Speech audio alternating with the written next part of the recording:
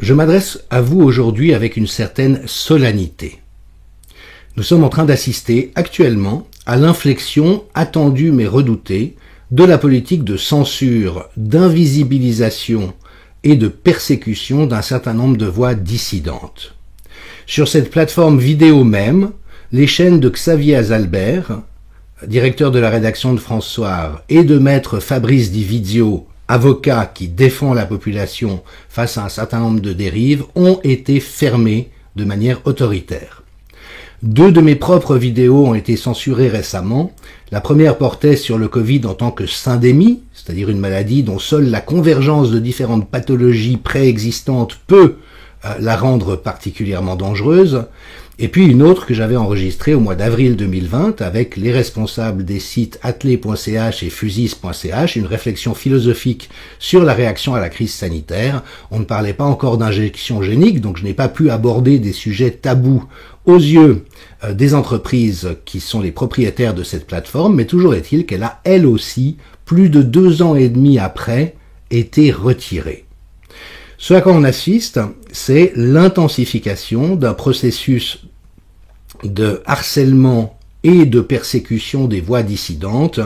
Le professeur Peter McCullough, qui est un des cardiologues les plus réputés au monde et qui alerte sur les risques cardiovasculaires d'un certain nombre d'interventions de santé promues récemment par les autorités, a vu son compte Twitter fermé également d'autorité.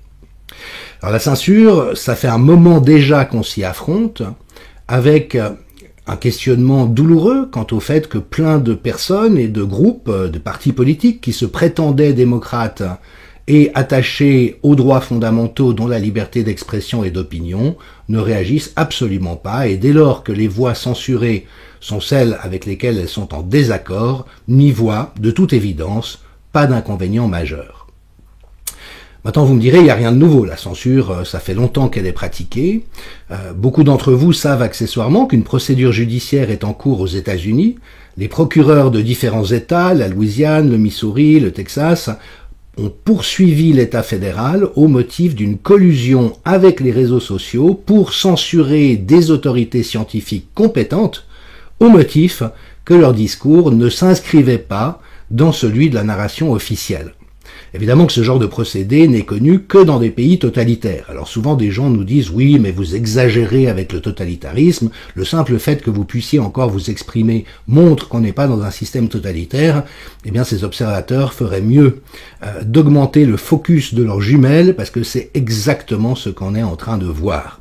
Et le but est d'empêcher que la population reçoive une information de qualité quant à ce que les autorités et les intérêts en place veulent garder tabou, veulent que la population ne soit pas exposée au contenu décrivant un certain nombre de réalités.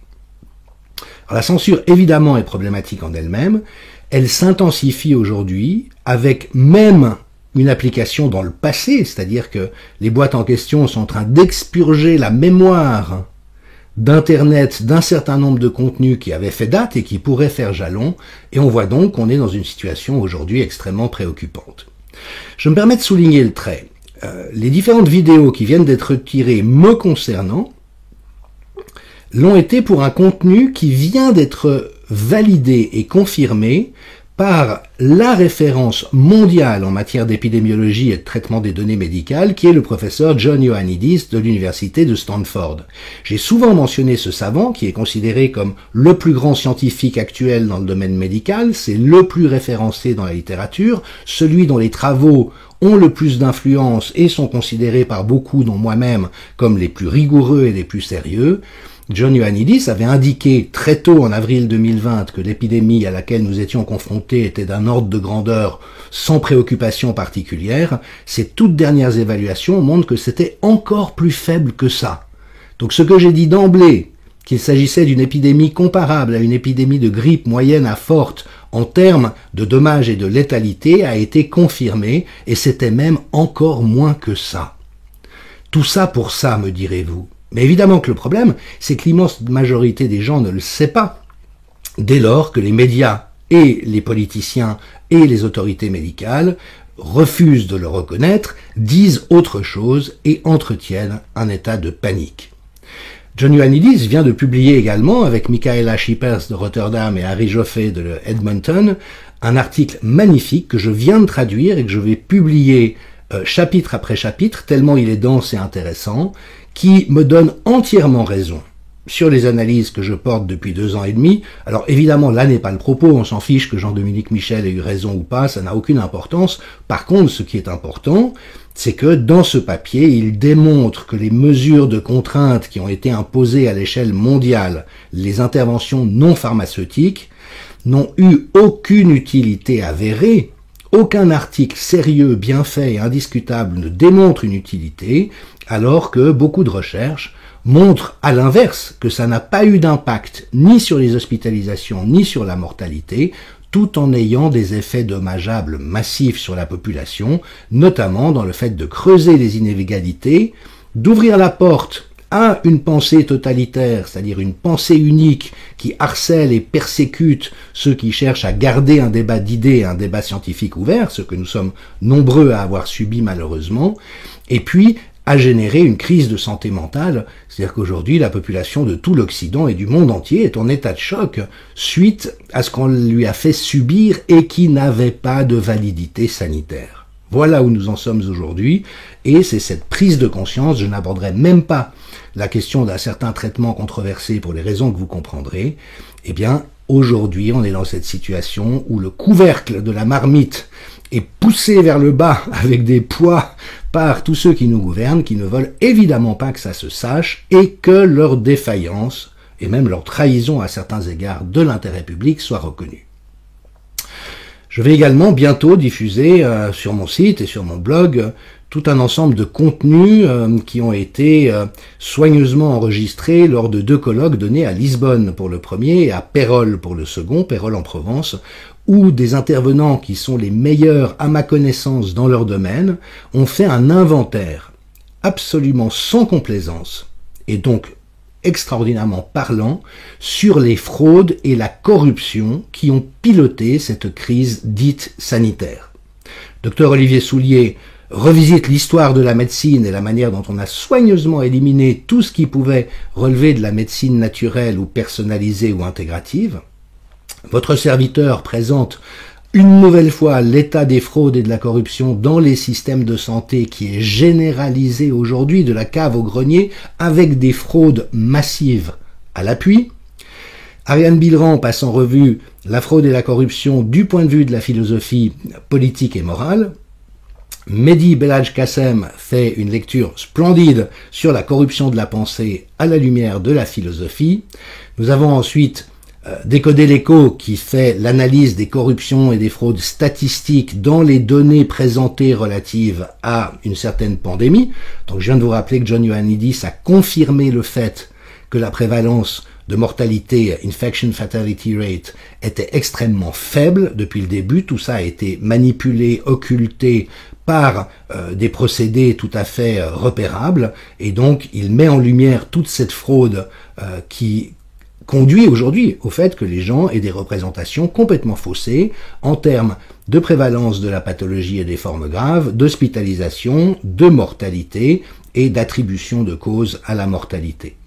Emmanuel Dard passe en revue les fraudes et corruptions relatives à un certain traitement qu'on cherche à étendre aux enfants alors qu'il ne faudrait surtout pas le faire. Vincent Pavon passe en revue la corruption mathématiques dans les modélisations qui ont servi au gouvernement pour faire peur à la population. Virginie de Araujo Recchia fait le tour de la fraude et de la corruption dans le domaine judiciaire, et ça donne passablement le vertige. Et puis enfin, Slobodan Despot d'un côté et Laurent Mukieli de l'autre, le premier à Lisbonne, le second à Pérols en Provence, font le tour de la corruption, des médias et des réseaux sociaux, conduisant à cette situation à laquelle on est aujourd'hui, qui est que des opinions légitimes, fondées, éclairantes et valides sont combattues impitoyablement par les gouvernants, par les sociétés médicales, par les pouvoirs économiques dominants, et par les réseaux sociaux et la presse dans une collusion, c'est-à-dire qu'il y a une entente. Donc on s'est beaucoup fait traiter de complotiste, mais une collision aussi évidente, aussi crapuleuse, aussi intéressée, c'est-à-dire que ça vise un but tout à fait particulier, comment l'appeler autrement qu'un vaste complot? C'est exactement ce dans quoi nous sommes aujourd'hui. Tout ça augure d'une tension. On a vu maintenant qu'au-delà de la crise sanitaire, il y a d'autres crises qui nous ont infligé toujours sur le même modèle, c'est isomorphe, comme on dit en anthropologie. Donc voilà, on a les spécialistes du domaine, comme c'est mon cas, ont très vite repéré que, la crise n'était pas sanitaire en elle-même, c'était des mauvaises réponses à la crise, à l'épidémie relativement bénigne, comme l'a dit mon éminent collègue Laurent Toubiana, qui ont posé problème, et donc finalement on noyait le poisson et on faisait diversion avec des fausses nouvelles sanitaires. Eh bien on voit aujourd'hui que ça se répète avec la situation militaro-diplomatique entre l'Ukraine et la Russie, puis énergétique, puis climatique. Enfin voilà, l'agenda s'intensifie et c'est évident aujourd'hui que le dessous des cartes n'est absolument pas ce que nos gouvernements essayent de nous faire croire. Et on voit effectivement aujourd'hui s'intensifier, alors qu'elle était déjà relativement costaude, la répression contre les dissidents, et c'est la raison de mon intervention. Il faut, à ce stade, s'habituer à l'idée que nous allons, les unes et les autres voix qui ont porté depuis 2 ans et demi, disparaître. Parce que le but de ceux qui sont aux commandes et des opérateurs des différentes plateformes est de nous invisibiliser. En ce qui me concerne, ça avait déjà commencé, puisque ma première année d'activité sur les blogs de la Tribune de Genève m'avait valu 13 millions d'articles lus, ce qui dégage une certaine influence, et que la Tribune de Genève elle-même a déréférencé mes blogs de sorte à ce qu'ils n'apparaissent plus lorsque j'en publiais. Donc ceux qui avaient accès à ma page pouvaient quand même y accéder, mais ça n'était plus montré publiquement, et donc évidemment avec une perte d'audience majeure, et c'est quelque chose qui s'est répété pour moi sur les différents réseaux sociaux. Mon compte LinkedIn a été fermé, mon compte Facebook a été bloqué à répétition pour 30 jours, et le but de tout ça, c'est simplement d'empêcher que ce que je dis puisse circuler et rejoindre des oreilles. À ce stade, je pense, comme Slobodan Despot l'a fait avec l'antipresse, que la meilleure stratégie est de basculer la communication par des réseaux protégés, notamment par mail et par le biais de mes propres sites.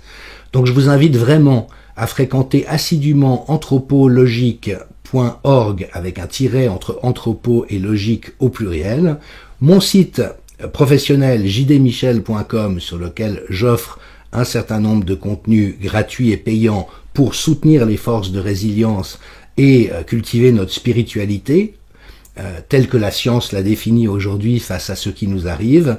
Mais donc, il faut que vous vous habituiez au fait que nous puissions disparaître.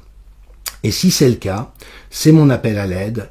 Venez chercher vous-même les contenus pour empêcher cette invisibilisation qui signifierait la fin d'un discours contradictoire et pertinent aux mensonges d'État qui sont proférés aujourd'hui mondialement. Nous avons besoin de votre soutien, et notamment puisque notre but est de continuer à produire du contenu de qualité qui puisse aussi s'adresser à des personnes qui ne sont pas encore convaincues des clés de lecture que nous avons trouvées, qui se posent encore des questions, mais qui ont une certaine ouverture d'esprit, de voir dans notre production ce que vous pouvez relayer utilement à d'autres personnes. Et donc je vous invite, je pense que cette vidéo est elle-même susceptible de faire l'objet d'un blocage assez rapidement, donc à vous inscrire à mes différentes newsletters. Je vais proposer sur anthropologique.org une modalité d'abonnement pour que les vidéos d'information que je produirai régulièrement sur l'évolution de la situation puissent être diffusées autrement que par des plateformes vidéo en ligne où sévit la censure, et de sorte à ce que vous puissiez aussi les recevoir directement chez vous, à partir de là les télécharger ou en faire l'usage que vous le souhaitez et les relayer plus loin. Nous avons à ce stade à entrer dans des logiques semi-clandestinité ou en tout cas de protection de notre liberté d'expression et d'opinion et de notre sphère privée, et donc je vous invite très solennellement à participer à cet effort car comme on l'a deviné à ce stade, les élites qui nous gouvernent ne sont pas bien intentionnées à notre égard. Elles ont un agenda qu'elles annoncent avec un certain manque de vergogne, mais qui au moins nous renseigne sur leur agenda. Les choses risquent d'aller assez vite. Donc voilà, n'hésitez pas à me rejoindre, à nous rejoindre, à soutenir tous les médias indépendants, qu'il s'agisse de François, qu'il s'agisse de l'Antipresse, qu'il s'agisse de covidob.ch, qu'il s'agisse de Kairos en Belgique, qu'il s'agisse en Suisse de l'Impertinent, qu'il s'agisse de Radio Libre. Enfin voilà, j'en oublierais si je cherchais à toutes les nommer, mais donc il y a cet énorme effort fait par beaucoup de gens qui sacrifient énormément pour ne pas lâcher l'affaire. Nous avons besoin de vous, et puis nous allons aussi, je vais de mon côté vous faire un ensemble de propositions et d'offres, parce que je trouve important que les gens qui font l'effort de soutenir reçoivent aussi quelque chose d'abondant en retour, et donc je vais continuer à proposer différents programmes, notamment une poursuite de la masterclass que j'ai initiée sur traverser les crises en mobilisant nos ressources et en évitant d'être hypnotisé par la manipulation en cours. C'est un programme que je vais ouvrir avec différents modules. Il a un prix, mais pour les personnes étant en situation difficile, il y a moyen de s'inscrire gratuitement. Vous savez, tous les efforts que j'ai faits depuis 3 ans sont très basés sur la gratuité. J'ai consacré littéralement des milliers d'heures. Mon travail pour les conférences de Lisbonne et Pérol, c'est au moins 200 à 300 heures. Je ne suis pas défrayé pour ce travail, mais il me paraît essentiel de le faire parce que ça donne de la bonne munition, de la munition d'intelligence, de la munition de bon sens, de raison, de pensée complexe. Et il n'y a qu'avec ces valeurs, plus l'humour, plus la joie, plus la spiritualité et plus l'altruisme et la bienveillance et la solidarité qui nous réunissent que nous pourrons mettre en échec les gredins à qui nous nous affrontons et qui ne sont de toute évidence pas du tout dans ce registre-là et qui ne veulent pas notre bien. Voilà, j'en reste là. Vous avez tous les liens en dessous de cette vidéo pour vous inscrire aux différentes propositions que je viens d'énoncer. Et puis, suivez attentivement mes différents sites parce que tout ce que je vous ai annoncé en début de vidéo, toute l'extraordinaire analyse de Ioannidis, Schippers et Joff sur les mauvaises réponses sanitaires et pourquoi elles n'ont pas été bonnes et qu'est-ce qu'il faudrait faire à l'avenir pour stimuler l'intelligence collective et nous protéger de telles dérives, sera bientôt disponible et il ne tiendra qu'à vous de le faire circuler en direction de toutes les personnes qui peut-être sont encore égarées à ce stade mais disposent d'une certaine ouverture d'esprit, les médecins, les parlementaires, les maires, les responsables politiques, les journalistes. Il existe plein de journalistes honnêtes et intègres à la base. Ils sont pris aujourd'hui malheureusement dans un système épouvantable. Vos voisins, les membres de vos familles. Voilà, n'hésitez pas à faire circuler ces contenus parce qu'il est important qu'ils cheminent dans les esprits, qu'ils tracent un sillon dans l'espace collectif et que nous faisons notre part en le produisant. Maintenant, c'est à vous de faire la vôtre, mais je sais à quel point vous avez vous-même, de manière innombrable, donné toutes sortes de choses et porté des efforts souvent héroïques au cours du temps. Voilà, encourageons-nous les uns les autres, mais en tout cas, nous ne lâcherons rien parce qu'il en va de notre humanité. Merci.